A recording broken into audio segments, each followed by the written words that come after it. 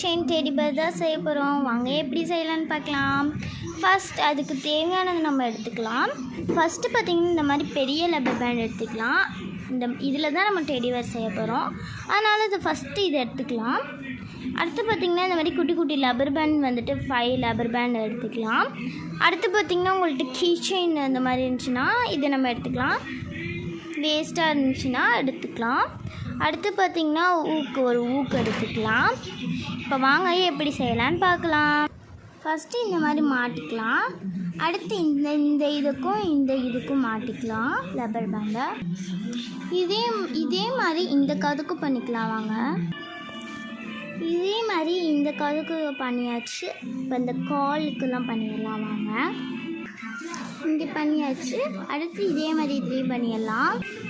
எல்லாத்துக்கும் செஞ்சாச்சு. இப்போ பார்க்க டெடி பேர் மாதிரியே தெரியும். இந்த சைடு நம்மளுக்கு வேணும்னா இப்படி வச்சுக்கலாம், இந்த சைடு வேணும்னா இப்படி வச்சுக்கலாம்.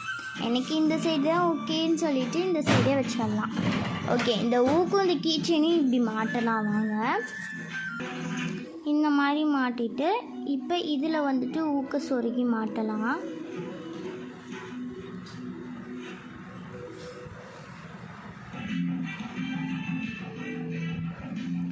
மாட்டியாச்சு. பார்த்திங்கன்னா கிச்சன் ரெடி ஆயிடுச்சு.